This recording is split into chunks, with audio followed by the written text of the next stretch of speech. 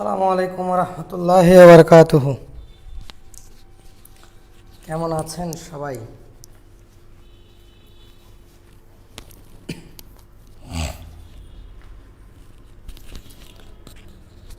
আশা করি ভালো আছেন সবাই।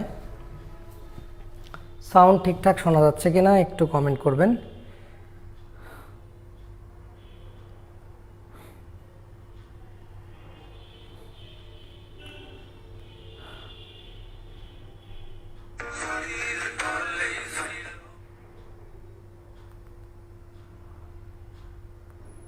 ওকে,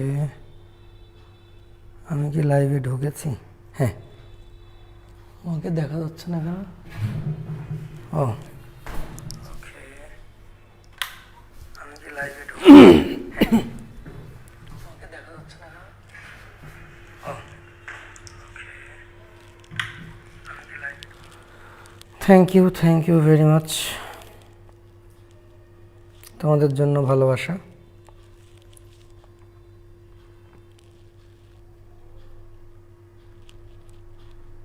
ওকে,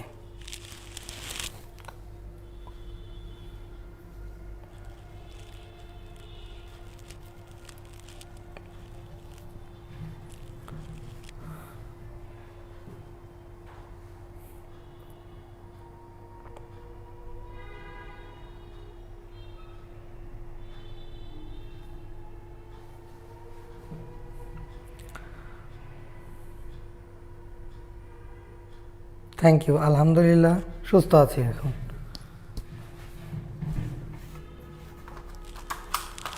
ইনশাল্লাহ ভালো আছি ভাইয়া।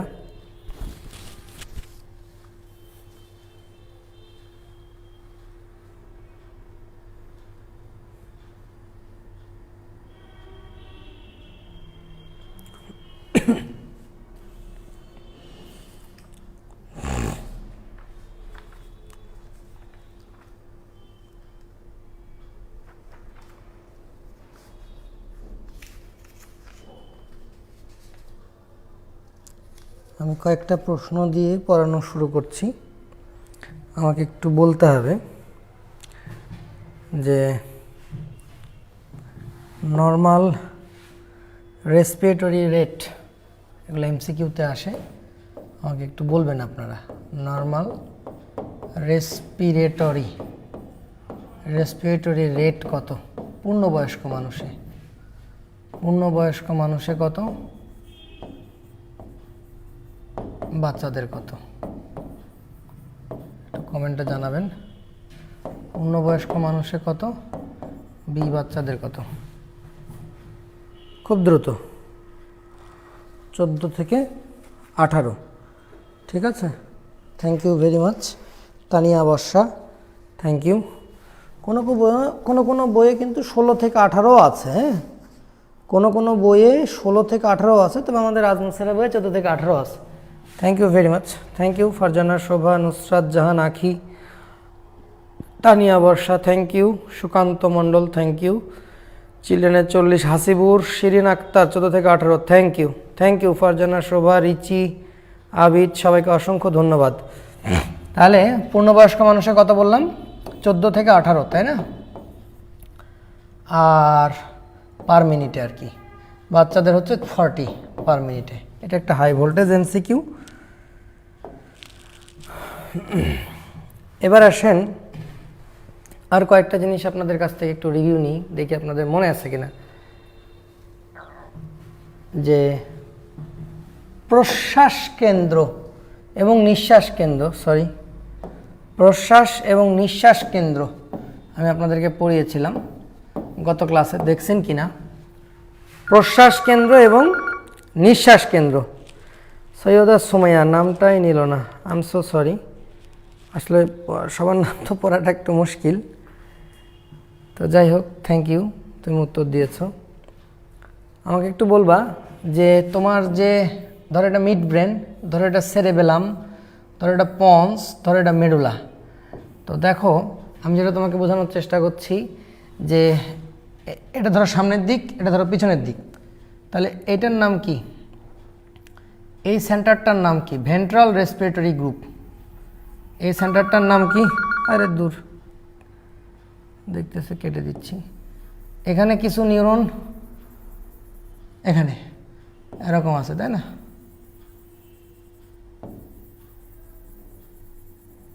তাহলে দেখলেই বুঝতে পারতেছে এটার নাম কি? পন্স। আর এর নাম কি? মেডুলা অবলঙ্গাটা। তাহলে তোমরা বলবা ওস্তাদ কি একটা ব্যায়াম না শেখানোর কথা ছিল? আচ্ছা, ব্যায়ামটা আমি শিখিয়ে দিচ্ছি তোমাদেরকে, ঠিক আছে? আগে একটু খালি পড়াই নিই, তারপর তোমাদেরকে আমি ব্যায়াম শিখিয়ে দিচ্ছি। আজকে আমি বেশি পড়াবো না, টেনশন নাই। আমি আর 2টা ক্লাসে শেষ করে দেবো। আজকে একটা ক্লাস নেবো, আর একদিন একটা ক্লাস নেব, দিলেই চ্যাপ্টার শেষ। বেশি ক্লাস নেব না, হ্যাঁ? বেশি কিছু পড়া লাগবে না।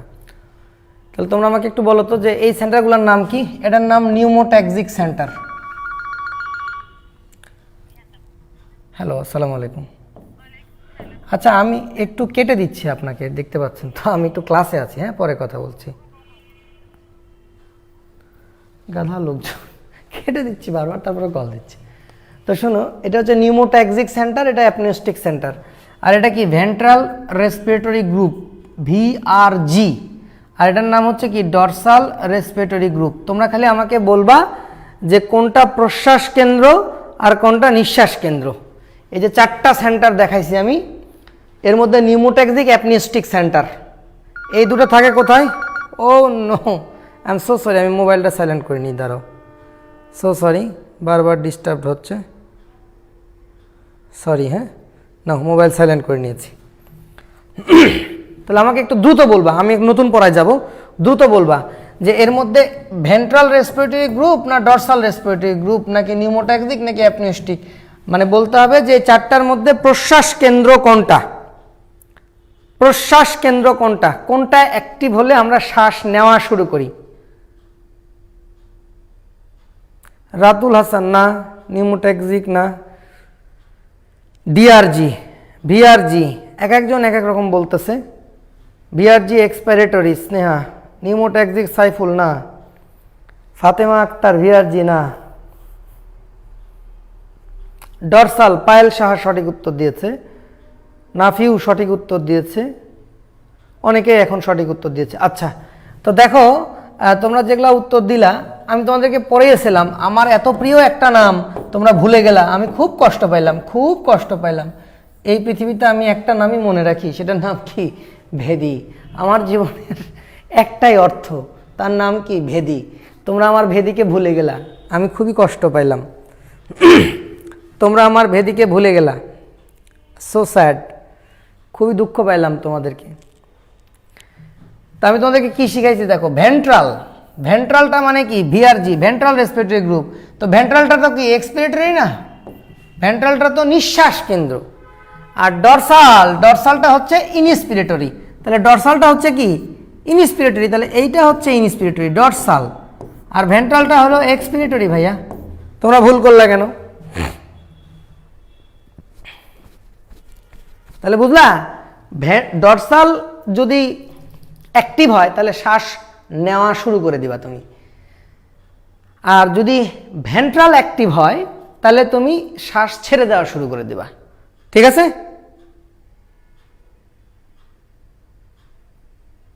তাহলে পারবা? আচ্ছা, ভেদি আগেই বলছিলা ফারজানা, থ্যাংক ইউ।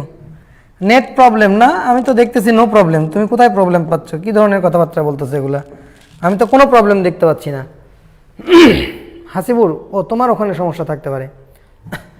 আরেকটা কথা বলো আমাকে, আমরা তো তোমাকে এভাবে পড়াইছিলাম যে পিসি, এসি, আর কি DRG, sorry sorry sorry VRG.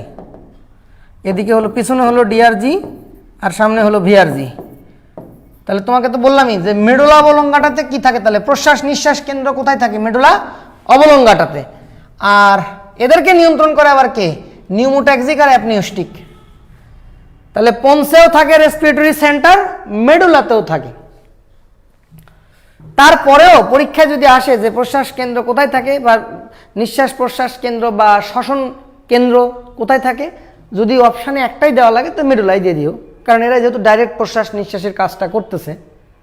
ব্যাপারটা বুঝছো?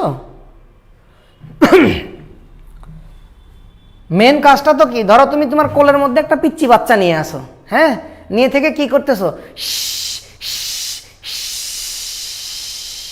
মানে শীষ দিচ্ছ কেন, বাচ্চাটাকে হিসু করানোর জন্য। আর বাচ্চাটা মনে করে হিসু করে দিল, তো বাচ্চাটা হিসু করলো না তুমি হিসু করলা? হিসুটা কি তুমি করলা না বাচ্চাটা করলো? হিসুটা করলো কিন্তু বাচ্চা, তুমি তাকে প্রভাবিত করলা। তাহলে এরা হচ্ছে কি নিউমোট্যাক্সিক অ্যাপনিস্টিক, মানে তুমি প্রভাবিত করবে কাদেরকে, এদেরকে। কাজটা কে করবে? এরাই। হিসুটা কে দিবে? এরাই। শ্বাস প্রশ্বাসটা কে নেওয়া হবে? এরাই নার্ভের মাধ্যমে ইম্পালস পাঠাবে কাকে? মাসলকে। ব্যাপারটা কি বুঝলা নাকি?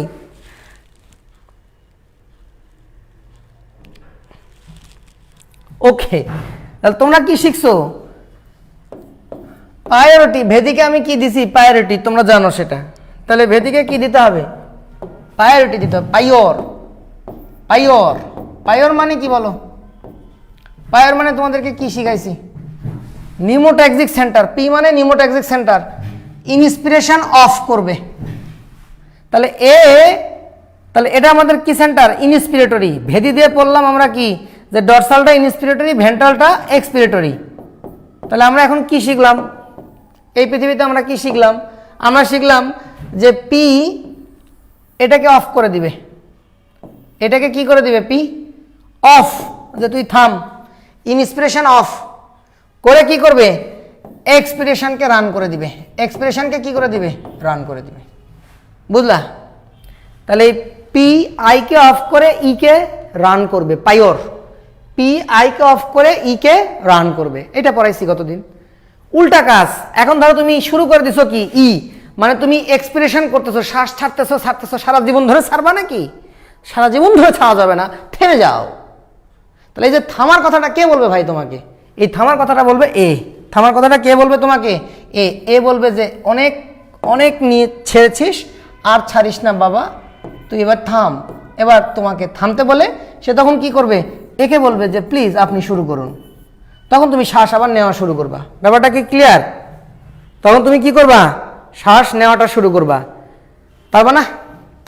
তাহলে পি আইকে অফ করে ইকে স্টার্ট করে, আর ইকে অফ করে আইকে স্টার্ট করে।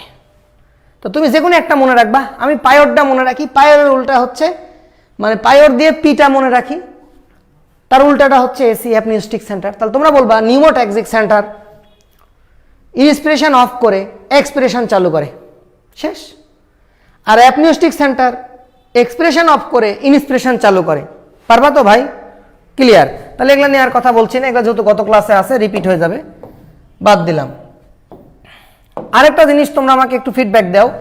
ধরো এটা হচ্ছে আমাদের রেসপিরেটরি সেন্টার। সাপোজ এটা হচ্ছে আমাদের রেসপিরেটরি সেন্টার। মনে করো এটা আমাদের রেসপিরেটরি সেন্টার, মনে করতে থাকো। ধরো এটা মনে করো আমাদের রেসপিরেটরি সেন্টার, এটা হচ্ছে পন্স, এটা হচ্ছে মেডুলা, এই। তাহলে এখানে আমাদের নিউমোট্যাক্সিক অ্যাপনিস্টিক আছে, এখানে ভেন্ট্রাল আছে, এখানে ডরসাল আছে। তাহলে এটা আমাদের ইনস্পিরেটরি, আর এটা আমাদের কি সেন্টার? এক্সপিরেটরি। কথা সেটা না, কথা হচ্ছে ঠুস ঠুস ঠুস ঠুস, কথা হচ্ছে কি বলো? কথা হচ্ছে এটা হচ্ছে ইন্সপিরেটরি, এটা হচ্ছে এক্সপিরেটরি। এখন তোমাদেরকে আমি কি শিখাইছি? তোমাদের আমি শিখাইছি যে নর্মালি তোমার এদিকেরটা একটু লম্বা হয়, তো যাই হোক, এটা লাংস। নর্মালি কি শিখাইছি তোমাদেরকে? যে গোস্ত, এই যে বুকের কাঠি, এই যে বুকের কাঠি মনে করো এগুলা। তাহলে বুকের কাঠির মাঝখানে কি গোস্ত থাকে? মাসল থাকে না? কি মাসল থাকে? মাসল থাকে না? কি মাসল থাকে বলো? আর এটা হচ্ছে ডায়াফ্রাম। তাহলে ডায়াফ্রামটা নর্মালি কেমন হবে? এরকম নিম্নমুখী হবে না? আমি জাস্ট তোমাদেরকে বোঝাচ্ছি আর কি। তুমি জাস্ট একটা ডায়াফ্রাম এমনি আঁকায় রাখো। তাহলে বলো তো ভাই, যে এই যে ইনস্পিরেটরি সেন্টার যদি স্টিমুলেটেড হয়, তাহলে এইখান থেকে ইম্পালসটা কোথায় যাবে? এই মাসলে। আর এখান থেকে ইম্পালসটা কোন যাবে? এই মাসলে। আমাকে বলতে হবে এই নার্ভটার নাম কি আর এই নার্ভটার নাম কি। একটু দ্রুত কমেন্টে জানাও, দ্রুত কমেন্টে জানাও। এই যে ইনস্পিরেটরি সেন্টার, ইনস্পিরেটরি সেন্টার থেকে কোন নার্ভের মাধ্যমে ইম্পালস মাসলে পৌঁছাবে। এই নার্ভের নাম কি আর এই নার্ভের নাম কি? দ্রুত কমেন্ট করো। ফ্রেনিক নার্ভ, ইন্টারকোস্টাল, এক্সেলেন্ট, তোমরা ভালো পড়াশোনা করো। এটার নাম হচ্ছে ফ্রেনিক আর এটার নাম হচ্ছে ইন্টারকোস্টাল। এটার নাম হচ্ছে ইন্টারকোস্টাল, এক্সেলেন্ট। তাহলে ফ্রেনিক নার্ভ সাপ্লাই দেয় ডায়াফ্রামকে, ইন্টারকোস্টাল নার্ভ সাপ্লাই দেয় এক্সটার্নাল ইন্টারকোস্টালকে। এক্সেলেন্ট, খুবই সুন্দর। Hasibur Rahman, thank you very much. Richi, thank you. Shirin Akter, Eklas Uddin, আগে যারা উত্তর দিয়েছো সবাইকে ধন্যবাদ। ফ্রেনিক ইন্টারকোস্টাল নোট থেকে দেখে বলতেছি, যেভাবে বলতেছো দ্যাটস ইম্পর্ট্যান্ট। ওকে, এখন তাহলে ব্যাপারটা বোঝো যে এরা নর্মালি যদি সাপোজ ধরো কথার কথা যে এরা 10টা করে ইম্পালস পাঠায়, 10টা করে ইনফরমেশন পাঠায় মাসলে, ফলে মাসল কি করে 10 বার সংকুচিত হয়, প্রসারিত হয়। তাহলে তোমার শ্বাস প্রশ্বাস কয়বার হবে? 10 বার। কথার কথা, সাপোজ ধরো এখান থেকে 14টা ইনফরমেশান আসে, 14টা করে ধরে নাও, তাহলে 14 থেকে 18টা করে ইনফরমেশান আসে মনে করো। তাহলে ইনফরমেশান আসতেছে, ফলে মাসল 14 থেকে 18 বার সংকুচিত প্রসারিত হচ্ছে মনে করো। তাহলে তুমি কতবার শ্বাস প্রশ্বাস নিবা? 14 থেকে 18 বার তুমি নিচ্ছ ছাড়ছ, নিচ্ছ ছাড়ছ। ওকে, নিচ্ছ ছাড়ছ। তাহলে নর্মালি এটা। কিন্তু তোমার এখন পরিস্থিতি ভিন্ন। তোমাদেরকে আমি শিখাইছি যে ধরো তোমাকে কুত্তায় দাবরানি দিছে, তো কুত্তায় যদি তোমাকে দাবরানি দেয় তাহলে তখন তোমার কি আর এই 14 থেকে 18 বার নিয়ে হবে? হবে না। তাহলে তখন কিছু অ্যাক্সেসরি মাসল লাগবে। তখন কিছু কি লাগবে? অ্যাক্সেসরি মাসল লাগবে, বলেছি না? তখন কিছু কি লাগবে? অ্যাক্সেসরি মাসল লাগবে, এইটা বলেছি। তাহলে অ্যাক্সেসরি মাসলেও কি করতে হবে? নার্ভ সাপ্লাই দিতে হবে। নার্ভের নাম বলিনি, অত নাম তোমাদের মনে থাকবে না। তো অ্যাক্সেসরি মাসলেও নার্ভ সাপ্লাই লাগবে, রাইট? তাহলে অ্যাক্সেসরি মাসলগুলা কি কি আছে? অ্যাক্সেসরি মাসলগুলা কি কি আছে? এই যে গলার চারিদিকে আছে, এইখানকার মাসল আছে। এই যে ঘাড় ব্যাকা করলে যেটা হয় না, ঘাড়টা ব্যাকা করতো বাবা, এই যে মাসলটা দেখতে পাচ্ছ এটার নাম হচ্ছে স্টার্নোক্লিউডোম্যাস্টয়েড। এখানেই আছে স্কেলেনি, ফেলেনি, সব সেরাটাস অ্যান্টেরিয়র, সব এই জায়গাগুলোতেই আছে। তো 3টা মাসলের নাম দিচ্ছি, গত ক্লাসে দেখে নিও। স্ক্যালিনি, সেরাটাস অ্যান্টেরিয়র আর স্টার্নোক্লিউডোম্যাস্টয়েড। এই 3টা মাসলের নাম একটু দেখে নিও। এরা অ্যাক্সেসরি মাসল। তাহলে এই মাসলে নার্ভ সাপ্লাই যাচ্ছে। তাহলে বুঝো এখন কিন্তু নার্ভ সাপ্লাই এই মাসলেও যাচ্ছে, এই মাসলেও নার্ভ সাপ্লাই যাচ্ছে। তাহলে এখন কিন্তু তোমার খাঁচাটা এখন একটু বেশি ওঠানামা করবে। তাহলে যখন তোমার কুত্তায় দাবরানি দিবে তখন এই ইন্সপিরেটরি সেন্টার ইম্পালসগুলো বা এই রেসপিরেটরি সেন্টার টোটালটাই চিন্তা করো, এই রেসপিরেটরি সেন্টার বেশি বেশি কী পাঠাবে? ইম্পালস পাঠাবে। ফলে কি হবে? শ্বাস প্রশ্বাস খুব ফাস্ট হবে। বুঝতেছো? তোমাদেরকে আমি শিখাইছি যে 2টা জিনিস, একটা হলো পেরিফেরাল কেমোরিসেপ্টর, একটা হলো সেন্ট্রাল কেমোরিসেপ্টর। আরেকটা কি? একটা হচ্ছে সেন্ট্রাল কেমোরিসেপ্টর, একটা হলো পেরিফেরাল কেমোরিসেপ্টর, আর একটা হচ্ছে জয়েন্ট রিসেপ্টর। আমি খুব সংক্ষেপে বলতেছি, জয়েন্ট রিসেপ্টর বা মেকানো রিসেপ্টর বলতে পারো। মেকানো রিসেপ্টর, একসাথে বলি, মেকানো রিসেপ্টর।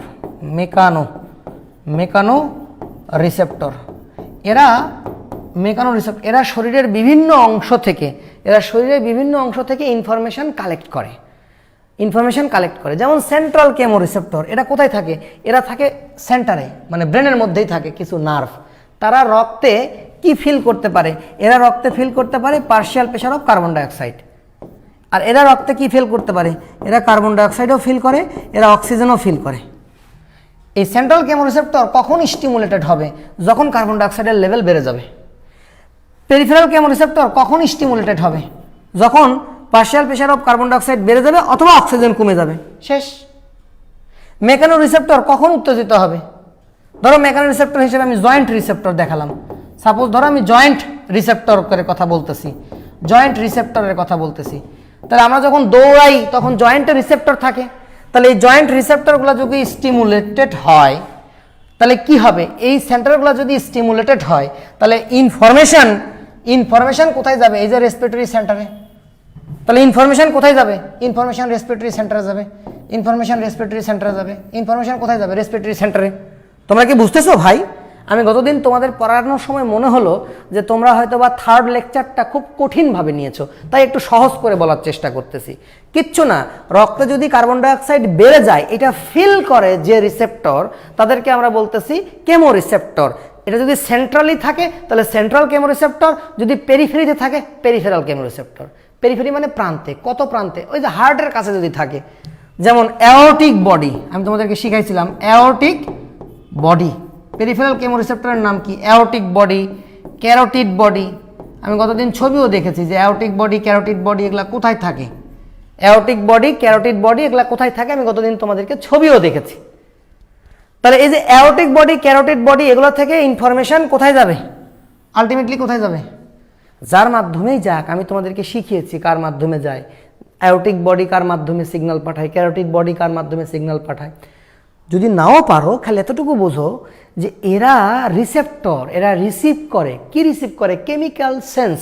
তাহলে কেমো রিসেপ্টর এরা ব্রেনের মধ্যে যদি থাকে তাহলে সেন্ট্রাল কেমো রিসেপ্টর, যদি দূরে থাকে হার্টের কাছাকাছি যদি ওইসব জায়গায় থাকে তাহলে নাম হবে পেরিফেরাল কেমো রিসেপ্টর।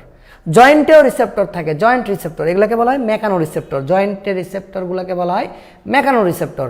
তো এই রিসেপ্টরগুলো যখন উদ্দীপিত হবে, কখন উদ্দীপিত হবে? এটা এমসিকিউ, এটা পরীক্ষায় আসে যে কার্বন ডাইঅক্সাইডের লেভেল যদি বেড়ে যায় তখন সেন্ট্রাল কেমো রিসেপ্টর উত্তেজিত হয়। তো কার্বন ডাইঅক্সাইডের লেভেল বেড়ে যাওয়া মানে পিএইচ কমে যাওয়া, একই কথা। একইভাবে কার্বন ডাইঅক্সাইড বেড়ে যাওয়া মানে কি? পিএইচ কমে যাওয়া, পিএইচ কমে যাওয়া। তাহলে বুঝো এর সাথে এর পার্থক্য কি? সেন্ট্রালের সাথে পেরিফেরালের পার্থক্য কি? সেন্ট্রাল শুধু কার্বন ডাইঅক্সাইডের লেভেল বেড়ে যাওয়া বুঝতে পারে, আর পেরিফেরাল কেমো রিসেপ্টর দুটোই বুঝতে পারে। কার্বন ডাইঅক্সাইড বেড়ে গেলেও বোঝে, অক্সিজেন কমে গেলেও বোঝে। এটাই হচ্ছে পেরিফেরালের সুবিধা। আর সেন্ট্রালটা শুধু কার্বন ডাইঅক্সাইডের লেভেল বুঝতে পারে। হোয়াট এভার এরা বোঝার পরে তুমি যে মেকানো রিসেপ্টর, জয়েন্টের যে রিসেপ্টর, তুমি যদি দৌড়াও তাহলে জয়েন্টের মুভমেন্ট হবে বেশি বেশি, তাহলে জয়েন্টের রিসেপ্টরগুলো উত্তেজিত হবে। তো এরা সবাই নার্ভের মাধ্যমে ইনফরমেশন পাঠাবে কোথায়? রেসপিরেটরি সেন্টারকে। তাহলে বুঝো ব্যাপারটা এরকম। আমার দিকে তাকাও তো ভাই, তোমরা বুঝতেছো কিনা? আমার দিকে তাকাও তো। ইনফরমেশন যদি বেশি আসে, বুঝো ধরো এদিক থেকে ইনফরমেশন আসতেছে বেশি, তাহলে আমি যদি রেসপিরেটরি সেন্টার হই, আমি পাচ্ছি বেশি, তাহলে আমি কি ছাড়বো বেশি বেশি না? তাহলে আমি তখন নার্ভের মাধ্যমে বেশি বেশি ইনফরমেশন পাঠাবো। ব্যাপারটা বুঝছো? আমি যেমন পাবো তেমন ছাড়বো, আমি যদি স্বাভাবিক পাই তাহলে আমি স্বাভাবিক ছাড়বো, রেসপিরেশন হবে স্বাভাবিক। আমি যদি কম পাই স্টিমুলেশন, তাহলে আমি কম ছাড়বো, তখন রেসপিরেশন কি হবে? কম হবে। আমি যদি বেশি পাই তাহলে বেশি বেশি ছাড়বো, তাহলে রেসপিরেশন কি হবে? বেশি বেশি হবে। তোমরা কি বুঝতেছো? রেসপিরেশন কি হবে? বেশি বেশি। তার মানে আমি ইম্পালস বা আমি নার্ভ স্টিমুলেশন মাসলকে বেশি দিব না কম দিব, এটা নির্ভর করবে আমি রিসেপ্টরগুলোর কাছ থেকে ইনফরমেশন বেশি বেশি পাচ্ছি কিনা, ইম্পালস বেশি বেশি পাচ্ছি কিনা। ওরা যদি আমার উপরে চাপ তৈরি করে যে অবস্থা খুব খারাপ, রক্তে কার্বন ডাইঅক্সাইড বেড়ে গেছে অথবা অক্সিজেন কমে গেছে, আপনি কিছু করেন, তখন আমি কি করবো? ওদের দুঃখ তো আমি সহ্য করতে পারবো না। সাথে সাথে তখন আমি কি করব? এই নার্ভগুলোর মাধ্যমে বেশি বেশি ইম্পালস পাঠিয়ে দিব। তখন নর্মাল এই গোস্তগুলোতে তো ইনফরমেশন পাঠাবোই, প্লাস এক্সট্রা মাসলগুলোতেও আমি ইনফরমেশন পাঠাবো। পাঠিয়ে কি করব? রেসপিরেশনটাকে ফাস্ট করব। ফলে বেশি বেশি কার্বন ডাইঅক্সাইড বের হয়ে যাবে, বেশি বেশি অক্সিজেন ঢুকবে, প্রবলেম সলভ হয়ে যাবে। Got it? তোমরা কি বুঝলা না বলো তো ভাই?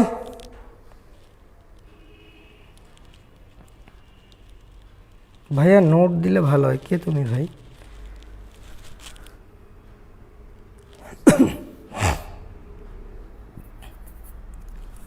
তাহলে এটা কতদিন বুঝাইছি, আজকে আরেকবার একটু বলে দিলাম, ঠিক আছে?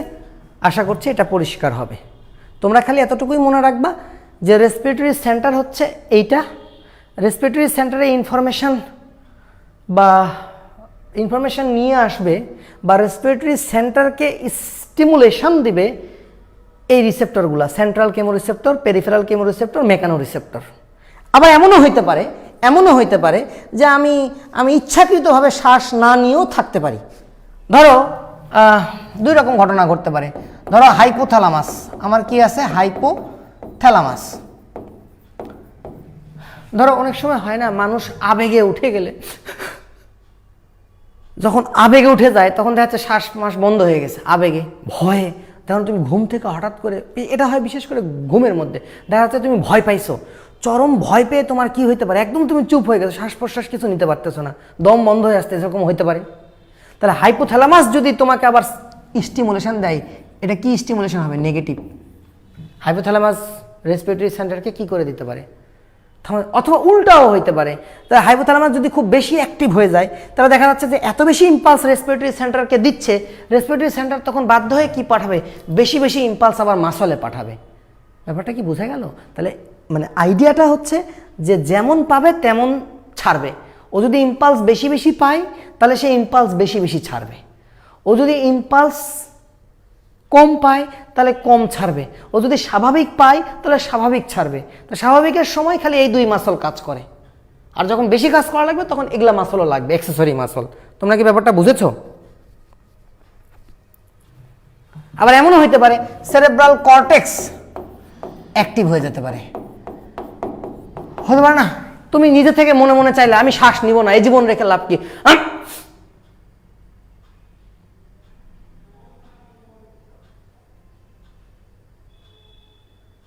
মানে আমি শ্বাস নিলাম না এতক্ষণ, আমার সেরেব্রাল কর্টেক্সকে ব্যবহার করে আমি এতক্ষণ দম ধরে আছি। তাহলে এই যে এতক্ষণ আমি কি করছি? সেরেব্রাল কর্টেক্স থেকে ইনফরমেশন রেসপিরেটরি সেন্টারকে কি করছি?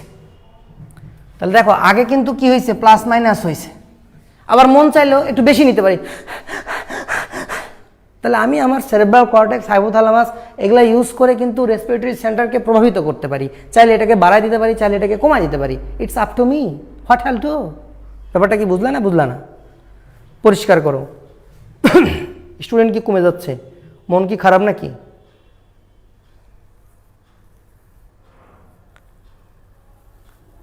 কেউ ডিনার না করলে আসেন ডিনার করি, কেমন কথা হলো এটা? এই আমি মনে হয় ক্লাস নিতে পারছি না, বুঝলা? তো তোমাদের সংখ্যা কমে যাচ্ছে নাকি?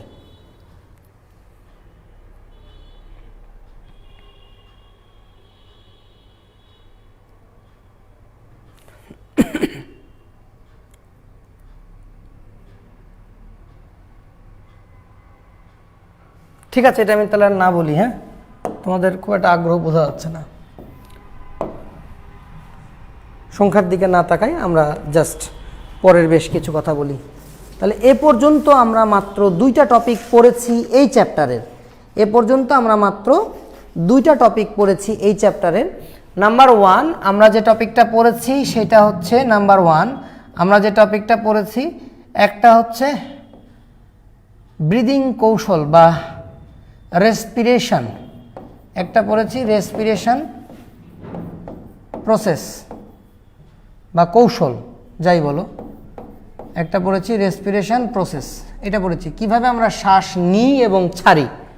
2 নাম্বার আমরা পড়লাম রেসপিরেশন কিভাবে কন্ট্রোল হয়। রেসপিরেশন কিভাবে কন্ট্রোল হয়, রেসপিরেশন কন্ট্রোল। আমরা কি বললাম? শ্বাসের নিয়ন্ত্রণ বললাম। তাহলে আমরা দেখলাম রেসপিরেটরি সেন্টারকে কন্ট্রোল করার জন্য কেমো রিসেপ্টর আছে, মেকানো রিসেপ্টর আছে, ইভেন সেরেব্রাল কর্টেক্স বা হাইপোথ্যালামাসও কি করতে পারে? রেসপিরেটরি সেন্টারকে কন্ট্রোল করতে পারে। অর্থাৎ ওদের যে ইন্টারনাল মেকানিজম সেটা তো থাকবেই, কিন্তু ওইটাকে প্রভাবিত করে, পুরো রেসপিরেটরি সেন্টারকেই প্রভাবিত করে কে? হাইপোথ্যালামাস, সেরেব্রাল কর্টেক্স, অথবা central chemoreceptor, peripheral chemo receptor. ব্যাপার কি বোঝা গেছে?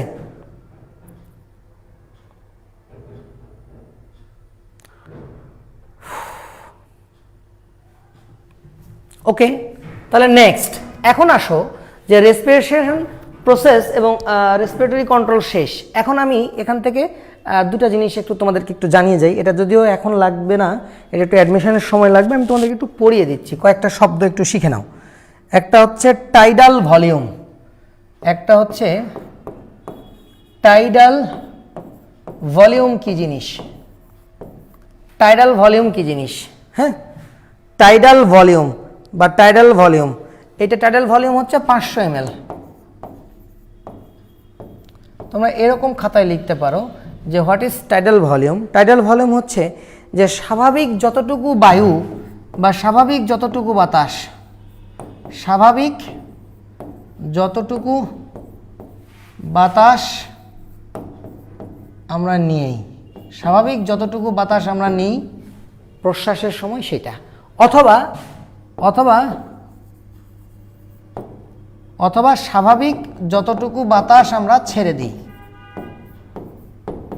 তাহলে দুইটা কথা শোনো, নর্মালি আমরা যতটুকু শ্বাস নিচ্ছি অথবা যতটুকু শ্বাস ছাড়ছি, নর্মালি যতটুকু নিচ্ছি যতটুকু ছাড়ছি, এই নিচ্ছিও 500 ml, ছাড়ছিও 500 ml। স্বাভাবিক যতটুকু শ্বাস নিই অথবা স্বাভাবিক যতটুকু শ্বাস ছাড়ি, যতটুকু নিই অথবা যতটুকু শ্বাস ছাড়ি, এটাই হচ্ছে আমাদের কি টাইডাল ভলিউম। তাহলে বোঝা গেছে টাইডাল ভলিউম কি?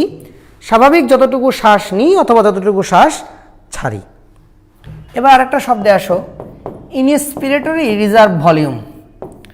ইনস্পিরেটরি reserve, reserve, inspiratory reserve volume, inspiratory reserve volume. তো ইনস্পিরেটরি রিজার্ভ ভলিউম হচ্ছে 3000 ml। ইনস্পিরেটরি রিজার্ভ ভলিউম হচ্ছে 3000 ml। এটা কি জিনিস আমি তোমাকে বলি, যদি সম্ভব হয় মানে 500 ml নেওয়ার পরেও, 500 ml নেওয়ার পরেও আমি লিখে দিই 500 ml, 500 ml বাতাস, 500 ml বাতাস নেওয়ার পরও আরও 3000 ml নেওয়া সম্ভব। তাহলে আমরা সর্বোচ্চ নিতে পারবো, মানে 500 ml নেওয়ার পরেও আরো 3000 ml নিতে পারবো। ব্যাপারটা বুঝো, আমরা 500 ml নিলাম, মনে করো শ্বাস নিচ্ছি, 500 হয়েছে, আরো নিতে পারবো, আরো নিতে পারবো, আরো কতক্ষণ নিতে পারবো? 3000 ml পর্যন্ত নিতে পারবো। তাহলে 500 ml নেওয়ার পরেও আরো 3000 ml বাতাস যে নেওয়া সম্ভব, সেটাকেই বলা হচ্ছে ইনস্পিরেটরি রিজার্ভ ভলিউম। মানে ইনস্পিরেটরি রিজার্ভ মানে আমি আরো নিতে পারবো, রিজার্ভ মানে আমি নিচ্ছি তো 500, কিন্তু আমি আরো 3000 ml নিতে পারবো। ঠিক আছে,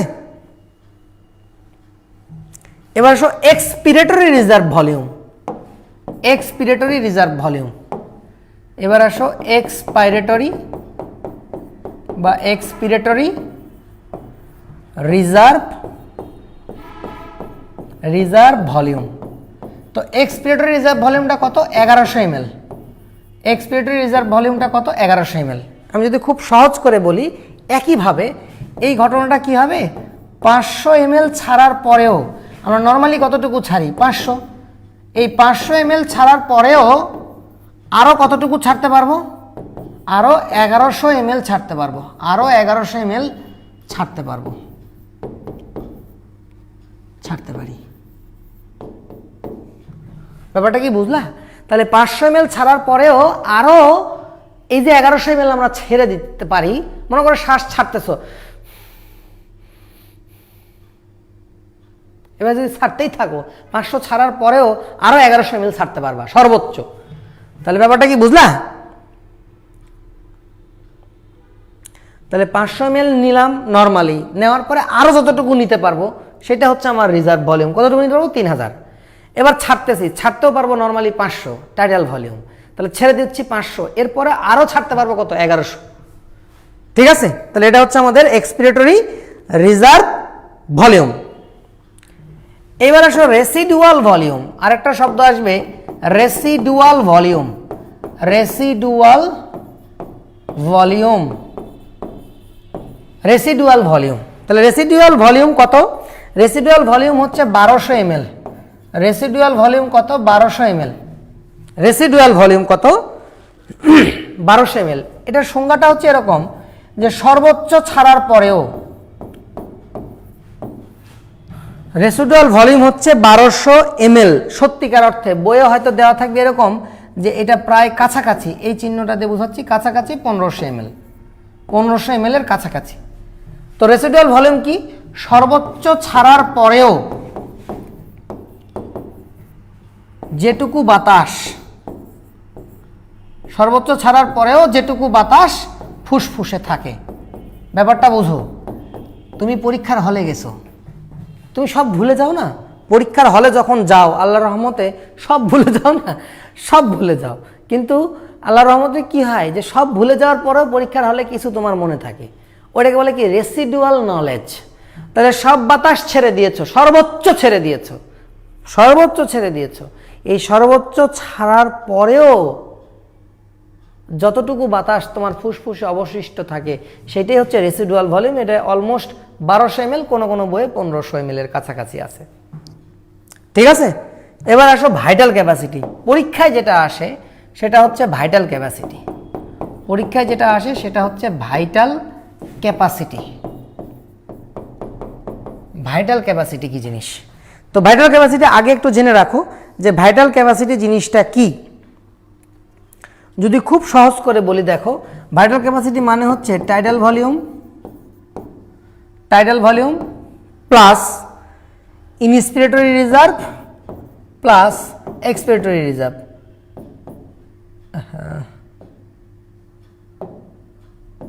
এক্সপিরেটরি রিজার্ভ, এই তিনটাকে যোগ দিলে কি হয়ে যাবে? Vital capacity. এই কটাকে যোগ দিবা, যেমন টাইডাল কত 500, ইনস্পিরেটরি কত 3000, আর এক্সপিরেটরি কত 1100। তাহলে 3000, 500, 1100 কত হলো? 4600। তাহলে ভাইটাল ক্যাপাসিটি হচ্ছে 4600। শেষ। আর যদি সংজ্ঞা দিতে চাও তাহলে ভাইটাল ক্যাপাসিটি মানে হলো সর্বোচ্চ পরিমাণে বাতাস নিয়ে, সর্বোচ্চ বায়ু নিয়ে সর্বোচ্চ ত্যাগ করা। সর্বোচ্চ বাতাস নিয়ে সর্বোচ্চ ত্যাগ করা। তোমার পক্ষে যা সম্ভব নিবা, নিয়ে কি করবা? সর্বোচ্চ ছেড়ে দেবা। সর্বোচ্চ নিবা, সর্বোচ্চ ছাড়বা। তবে তোমাদের বইয়ে কিন্তু ভাইটাল ক্যাপাসিটিটা এভাবে দেওয়া আছে, 4600 দেওয়া নাই। তোমাদের বইয়ে কিন্তু দেওয়া আছে ভাইটাল ক্যাপাসিটি হচ্ছে 10-4500। তোমাদের বইয়ে দেওয়া আছে 10-4500। এবং বইয়ে এটাও বলা আছে যারা দৌড়ঝাঁপ করে, দৌড়বিদদের ভাইটাল ক্যাপাসিটি অনেক বেশি। দৌড়বিদদের ভাইটাল ক্যাপাসিটি 10-6000, 10-6000। দৌড়বিদদের ভাইটাল ক্যাপাসিটি হচ্ছে 10-6000।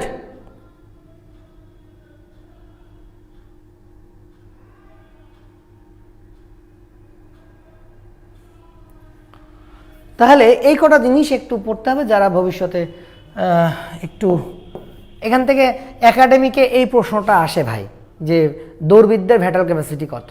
হ্যাঁ, সর্বোচ্চ নিয়ে সর্বোচ্চ ছাড়া, এটা হচ্ছে ভাইটাল ক্যাপাসিটি।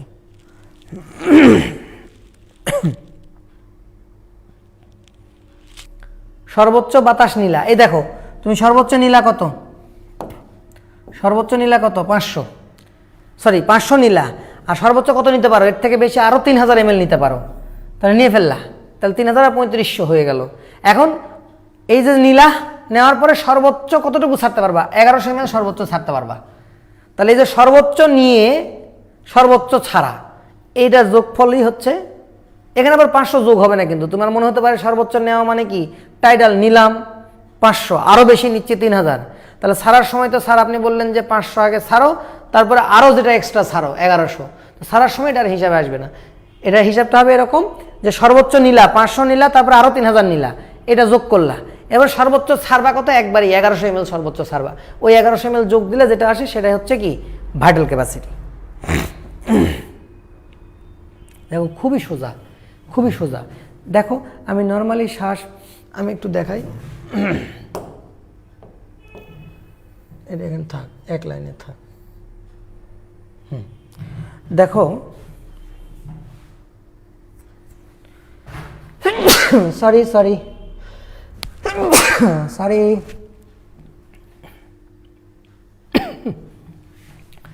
নর্মালি নিচ্ছি কত? 500, ছাড়ছি কত? 500। এটাকে বলছি টাইডাল ভলিউম। তাহলে টাইডাল ভলিউম কত? 500। শেষ। এই শ্বাস নিচ্ছ 500 নিয়ে ফেললা, আরো কতটুকু নিতে পারবা? 3000 ml। যদি তুমি ব্যায়াম করো, আমি তোমাকে শিখাই দিচ্ছি। শেষ। এবার ছাড়ো, 500 ml ছেড়ে দাও, ফুসুত ছেড়ে দিলা, আরো কতটুকু ছাড়তে পারবা? ফুস আরো কতটুকু ছাড়তে পারবা? 1100 ml। শেষ। এই সব ছেড়ে দাও তো। ছেড়ে দেওয়ার পরেও বাতাস কিছু থাকবে না, ওটা রেসিডুয়াল। রেসিডুয়ালটা কত? রেসিডুয়ালটা হচ্ছে 1200, বইয়ে আছে 1500। তো যাই হোক 1500 ধরো। আর সর্বোচ্চ নিয়ে ধরো 500 নিলাম, আরো 3000 নিলাম, নিয়ে সর্বোচ্চ ছেড়ে দিলাম কত? 1100। এটা হচ্ছে কি? Vital capacity. সর্বোচ্চ নিয়ে সর্বোচ্চ ছেড়ে দাও, এটা হচ্ছে ভাইটাল ক্যাপাসিটি। নিবা 500, আরো বেশি নিলা 3000, 3500 হলো, আর ছেড়ে দিবা কত? 1100। তাহলে 4600 হয় হিসাবে। তোমাদের বইয়ে আছে 10-4500। ওই ঠিক আছে, দৌড়বিদদের আরও বেশি হয়। পরিষ্কার?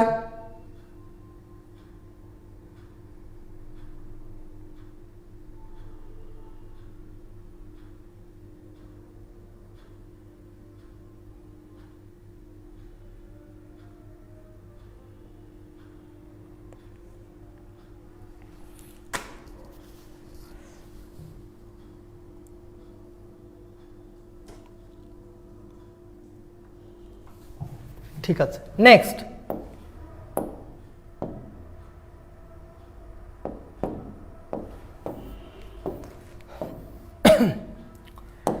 নেক্সট আর একটা বিষয় একটু বলে রাখি যে আমরা কিভাবে, আচ্ছা ব্যায়ামটা আমরা নেক্সট ক্লাসে শিখব।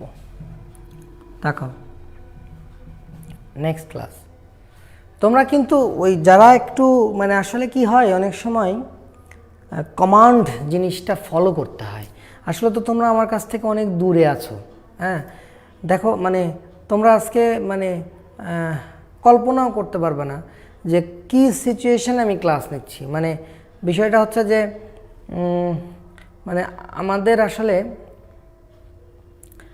মানে আমি আজকে ক্লাসে দাঁড়ানো হচ্ছে 2:30 থেকে, আমি স্টিল এই বোর্ডের সামনেই দাঁড়ায় আছি 2:30 থেকে, একদম নন স্টপ কন্টিনিউয়াস মানে দাঁড়ায় আছি 2:30 থেকে। এখনও আমি বসতে পারিনি 1 মিনিটের জন্য, খালি একবার নামছি তোমাদের এই ট্রাইপডটা সেট করার জন্য, শেষ।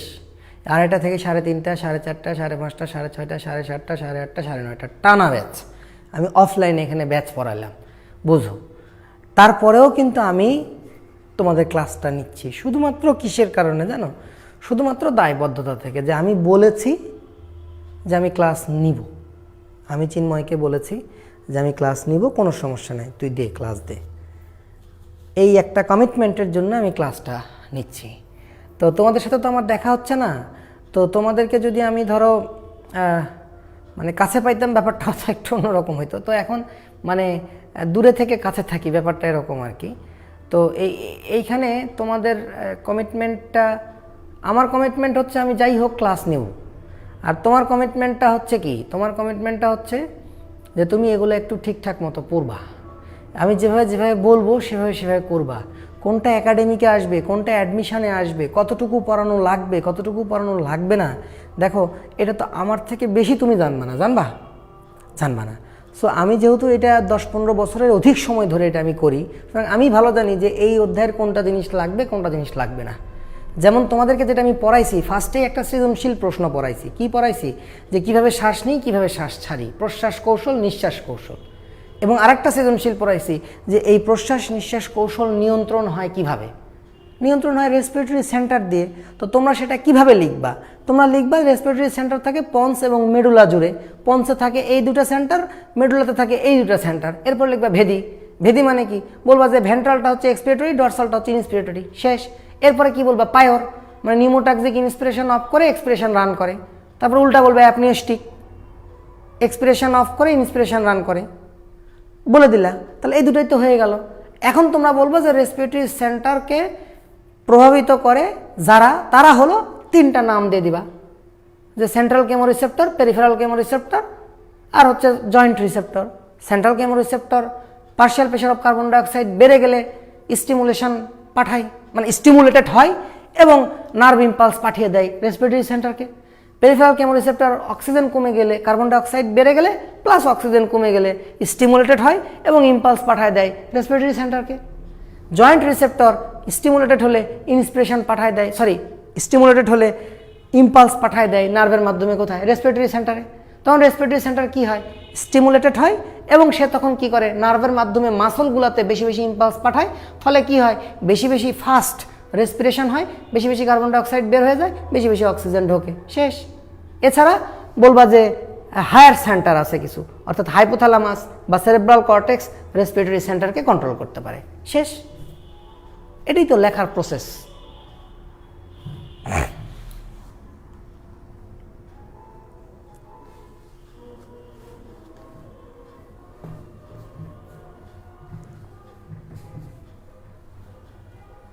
তো এই দুটো প্রশ্ন কিন্তু আমি পড়িয়েছি।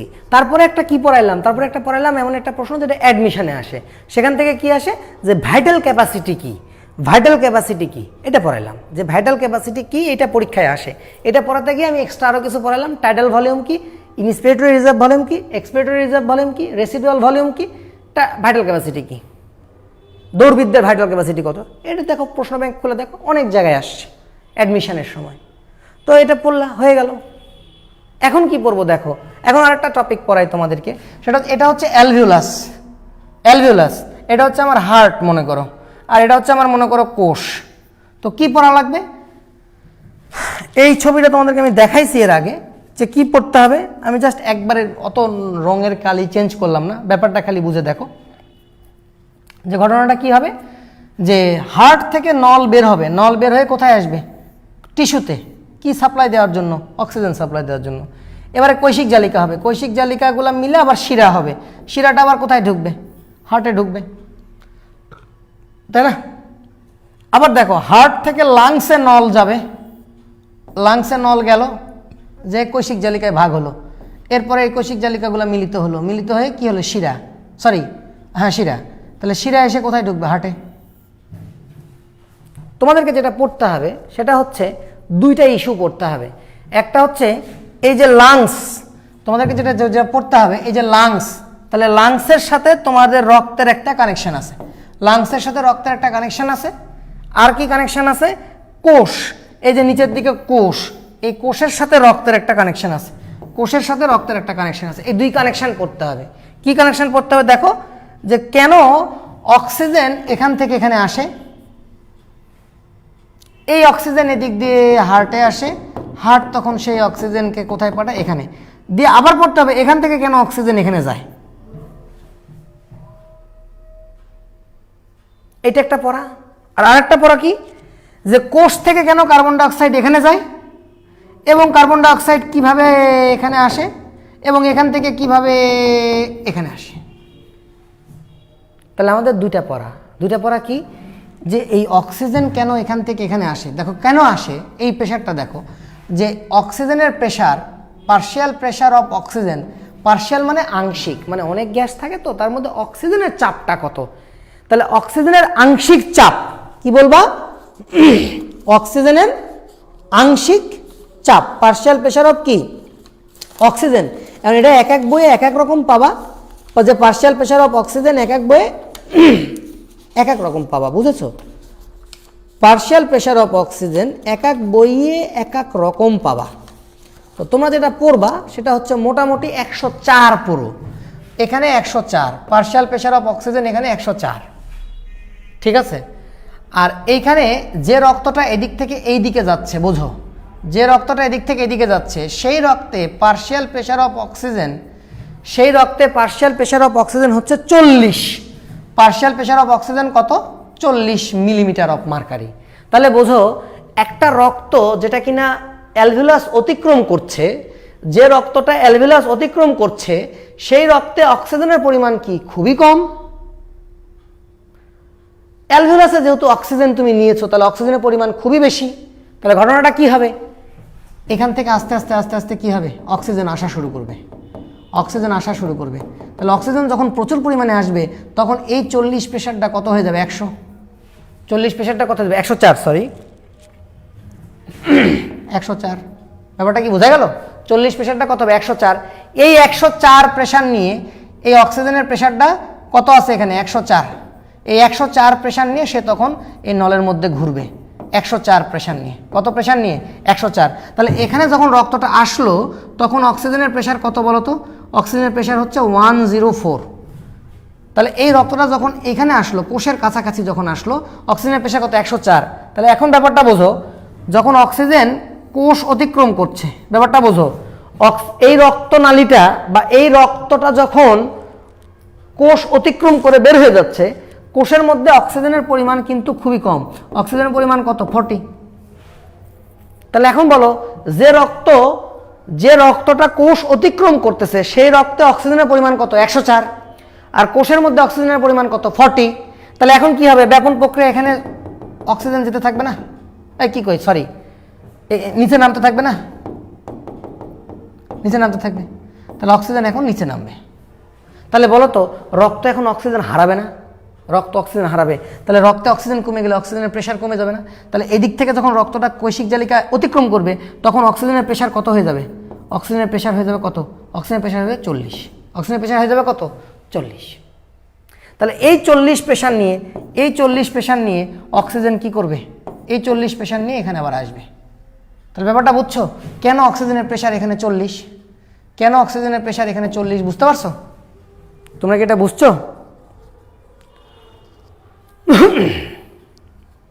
আমি এখানে অক্সিজেনটা দেখাচ্ছি, আমি আবারও বলছি, দেখো এখানে হচ্ছে 100 এখানে হচ্ছে 40। দেখো হিসাবটা খুবই সোজা, 100 40, 100 40, এখানে 100, মনে রাখা খুবই সোজা। 100 40, 104 40, এখানে কত? 104 40।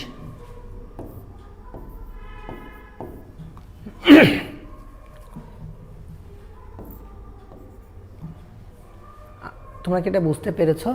আমি আবার রিপিট করছি, দেখো যে রক্তটা অ্যালভিউলাস অতিক্রম করতেছে সেই রক্তে অক্সিজেন কম না? কম।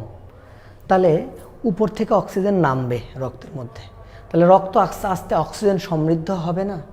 তখন কি আর প্রেশার 40 থাকবে? বেড়ে যাবে না? বেড়ে কত হবে? 104। তাহলে এই 104 প্রেশার নিয়ে সে ঘুরতে থাকবে। এজন্য আমরা বলি যে ফুসফুসীয় শিরা এবং ধমনী কি রক্ত পরিবহন করে? অক্সিজেন যুক্ত। এখন এই 104 প্রেশার নিয়ে সে যখন কোষের কাছে আসলো, কোষের মধ্যে তো অক্সিজেন কম, আর তোমার এত অক্সিজেন দিয়ে দাও, অক্সিজেন এখানে ঢেলে দাও, অক্সিজেন কোষের মধ্যে চলে আসুক। তাহলে যখন তুমি এদিকে চলে গেলা তোমার কিছু কমে যাবে না? অক্সিজেন 104 থেকে 40 হয়ে যাবে। দেখো শিরার দিকে বা পালমোনারি ধমনির দিকে, শিরা বা পালমোনারি ধমনির দিকে এই জন্য অক্সিজেন কম থাকে। এজন্য আমরা বলি যে শিরা কার্বন ডাইঅক্সাইড যুক্ত রক্ত পরিবহন করে, কিন্তু সেখানে অক্সিজেন থাকে না এমন না। আমি তোমাকে দেখাই, দেখো মনে করো কার্বন ডাইঅক্সাইডের হিসাবটা দেখো, কার্বন ডাইঅক্সাইডের হিসাবটা দেখো, এখানে partial pressure of carbon dioxide, ভালো করে বোঝো। আমি যদি এখানে একটু আলাদা করে দেখাই তাহলে তোমাদের জন্য ভালো হবে। এটা মনে করো একটা কোষ, এটা মনে করো অ্যালভিউলাস, আমি এটা কার্বন ডাইঅক্সাইডের জন্য দাগাচ্ছি। এটা মনে করো রক্তনালী, সাপোজ এটা মনে করো রক্তনালী। তাহলে ব্যাপারটা বোঝো ভাই, এখানে partial pressure of carbon dioxide কোষের মধ্যে ডেফিনেটলি বেশি, আর যে রক্তটা এখানে এদিক দিয়ে অতিক্রম করছে, যে রক্তটা এদিক দিয়ে অতিক্রম করছে সেই রক্তে কার্বন ডাইঅক্সাইডের প্রেশার কত? Partial pressure of carbon dioxide কত? Partial pressure of carbon dioxide কত? সেই রক্তে partial pressure of carbon dioxide 40। তাহলে বুঝো কোষের মধ্যে কার্বন ডাইঅক্সাইড বেশি, কোষ অতিক্রম করার সময় রক্তের মধ্যে কি কম? কার্বন ডাইঅক্সাইড কম। তাহলে এখন কি হবে? কার্বন ডাইঅক্সাইড এখানে ঢুকবে, বুঝতেছো? কার্বন ডাইঅক্সাইড এখানে ঢুকবে। তাহলে কার্বন ডাইঅক্সাইড যদি ঢোকে তাহলে কার্বন ডাইঅক্সাইড বাড়বে না? 40টা কত হয়ে যাবে? 46। তাহলে এই 46 প্রেশার নিয়েই, এই 46 প্রেশারে কার্বন ডাইঅক্সাইড কী হবে? আসবে না? তাহলে এখানে বলো তো কার্বন ডাইঅক্সাইডের প্রেশার কত? 46। এখানে কার্বন ডাইঅক্সাইড সরি এসআই দিলাম নাকি একটু? এই দেখো সামনে থাকলে এই বিষয়গুলো খুব সহজ হয়। হার্ট থেকে তো এখানে যাবে, তাই না? হার্ট থেকে এখানে যাবে। তাহলে দেখো এখানে কত গেল? 46। আমি আবার বলি, দেখো এখান থেকে হার্টে আসবে, হার্ট থেকে কোথায় আসবে? এখানে আসবে। আমি যেটা বোঝাতে চাচ্ছি ভাইয়া, তাকাও, যখন একটা রক্ত ক্রস করতেছে কোনটা? কোষ।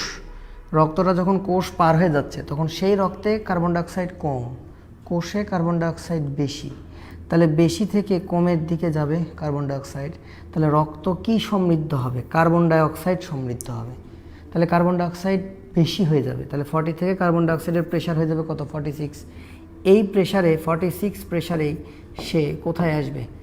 অ্যালভিউলাসের কাছে। তাহলে এখানে যখন আসলাম তখন কার্বন ডাইঅক্সাইডের প্রেশার কত? 46। এবার যদি অ্যালভিউলাস অতিক্রম করি, এখানে তো কার্বন ডাইঅক্সাইড কম, কার্বন ডাইঅক্সাইডের প্রেশার কত? 40। Partial pressure of carbon dioxide কত? 40। তাহলে এখন বলো এখান থেকে আমি কার্বন ডাইঅক্সাইড হারাবো না? তাহলে কার্বন ডাইঅক্সাইড ফুসফুসে চলে যাবে, এরপরে সেটাকে আমরা বের করে দেব নিঃশ্বাসের মাধ্যমে। তাহলে এই যে কার্বন ডাইঅক্সাইড, যে রক্তটা এদিকে অতিক্রম করলো সেই রক্তে কার্বন ডাইঅক্সাইডের পরিমাণ তাহলে কত হয়ে যাবে? 40। বুঝলা? তাহলে এই 40 প্রেশার নিয়ে কার্বন ডাইঅক্সাইডের 40 প্রেশার নিয়ে সে কোথায় আসবে, এই যে এখানে সেই 40। ব্যাপারটা কি বুঝলা? তাহলে দেখো তোমরা এই পাশটা যদি খেয়াল করো, আমার এই সাইডটা খেয়াল করো, আমার এই সাইডটা খেয়াল করো, এই পাশে অক্সিজেনের প্রেশার কত, 104, অক্সিজেনের প্রেশার কত, 104, আর কার্বন ডাইঅক্সাইডের প্রেশার কত, 40। এই জন্য আমরা কি বলি যে ধমনী 104, ধমনীর যে রক্ত সেই রক্তে অক্সিজেনের প্রেশার কত, 104, কার্বন ডাইঅক্সাইডের প্রেশার কত, 40। তাহলে তোমার যদি শর্করা, আমিষ, স্নেহ, তাহলে যে খাবারের শর্করা পরিমাণ বেশি থাকে আমরা কি বলি, শর্করা জাতীয় খাদ্য। তার মানে কি ওখানে আমিষ থাকে না, স্নেহ থাকে না? ব্যাপারটা কি বুঝতে পেরেছো? তো ঠিক একইভাবে এই রক্তে অক্সিজেন 104 থাকে, কার্বন ডাইঅক্সাইড 40 থাকে। তার মানে কি? তার মানে এই অক্সিজেন সমৃদ্ধ রক্ত পরিবহন করে। তার মানে এই নয় যে এখানে কার্বন ডাইঅক্সাইড থাকে না, কার্বন ডাইঅক্সাইড থাকে, কম প্রেশারে থাকে। আবার একইভাবে শিরাতে কি থাকে, শিরাতে অক্সিজেনও থাকে, কার্বন ডাইঅক্সাইডও থাকে, কিন্তু অক্সিজেনের প্রেশার কত, 40। শিরাতে অক্সিজেনের প্রেশার 40 আর কার্বন ডাইঅক্সাইডের প্রেশার কত, 46। তার মানে কি কার্বন ডাইঅক্সাইড সমৃদ্ধ রক্ত পরিবহন করে শিরা। ব্যাপারটা কি বুঝলা? আমি এত কিচ্ছু মনে রাখি না, আমি জাস্ট মনে রাখি যেটা, ভাইয়া তাকাও, আমি যেটা মনে রাখি, এ দেখো আমি জাস্ট খালি এইটা মনে রাখি, আমি জাস্ট খালি এইটা মনে রাখি। তুমি এটা দেখো, এটা তোমার জন্য সহজ হবে। আমি জাস্ট খালি এইটা মনে রাখি, এরকম, এটা মনে করো কোষ, এরকম আমি মনে রাখি এরকম 104, 40, 104, 40, শেষ। আর যদি কার্বন ডাইঅক্সাইড পড়ি না, তাহলে কার্বন ডাইঅক্সাইড পড়ার সময় এরকম মনে রাখি, দেখো কার্বন ডাইঅক্সাইড পড়ার সময় এরকম 46, 40, 46, 40, শেষ। আমি ভাই মনে রাখি 46, 40, 46, 40, আমি এটা খালি মনে রাখি। দেখো 104, 40, ব্যাপারটা কি, এই যে এখান থেকে অক্সিজেন আসবে, এখান থেকে অক্সিজেন এখানে আসবে, পরীক্ষায় এইটাই আসবে 104, 40, 104, 40। কোনো কোনো বইয়ে 104-এর জায়গায় 107 আছে, কোনো কোনো বইয়ে 104-এর জায়গায় 107 আছে। তাহলে 104, 40, 104, 40 পরীক্ষায় আসবে যে কোষের নিকটবর্তী কৈশিক জালিকায় অক্সিজেনের প্রেশার কত থাকে, 104, কোষে কত থাকে, 40, অ্যালভিওলাসে অক্সিজেনের প্রেশার কত, 104, কৈশিক জালিকায় কত, 40। তাহলে 104, 40, 104, 40 হলো। আবার কার্বন ডাইঅক্সাইডের পরিমাণ কত, 46, 40, 46, 40 পরীক্ষায় আসবে অ্যালভিওলাসে কার্বন ডাইঅক্সাইডের প্রেশার কত, 40। তাহলে 46 থেকে 40-র দিকে যাবে, শেষ। ব্যাপারটা কি বুঝেছো?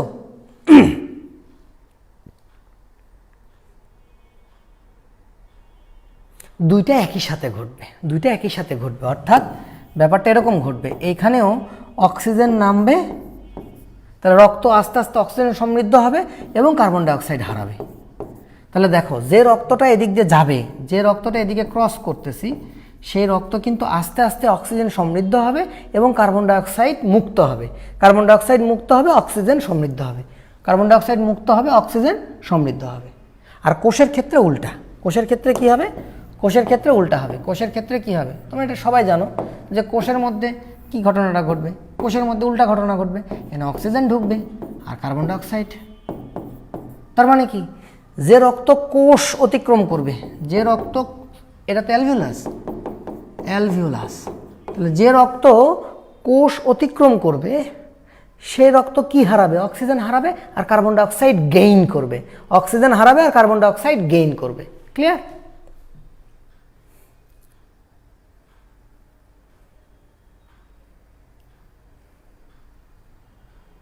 পারবা ভাই? আজকে এই পর্যন্তই থাক, আগামী আর হয়তো 2টা ক্লাসে শেষ করে দিব, হ্যাঁ, আর 1টা বা 2টা ক্লাসে শেষ করে দিব, আজকে এই পর্যন্তই থাক। তাহলে আজকে আমি তোমাদেরকে কিছু কি পড়াইলাম? আমি আসলে আজকে তোমাদেরকে কিছুই পড়াইনি, জাস্ট রিভাইজ করলাম। আর ওই 2টা জিনিস শিখালাম, টাইডাল ভলিউম কি, ইন্সপিরেটরি রিজার্ভ, এক্সপিরেটরি রিজার্ভ, রেসিডুয়াল, আর হচ্ছে ভাইটাল ক্যাপাসিটি, এই শিখালাম। আর প্রেশারটা শিখালাম 104, 40, 104, 40, 46, 40, 46, একবার উপর থেকে নিচে নামবা, একবার উপর থেকে নিচে নামবা, 104, 104, 40, 104, 40, আর নিচ থেকে উপরে উঠো, 46, 40, 46, 40।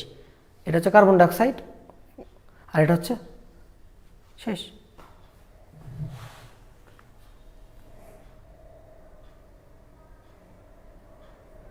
তাহলে আল্লাহ হাফেজ করে দিলাম ভাইয়া, আজকে বেশি পড়া হলো না, হ্যাঁ, আগামী দিন অনেক পড়া। ভালো থেকো সবাই, আলহামদুলিল্লাহ। আসসালামু আলাইকুম ওয়া রাহমাতুল্লাহি ওয়া বারাকাতুহু।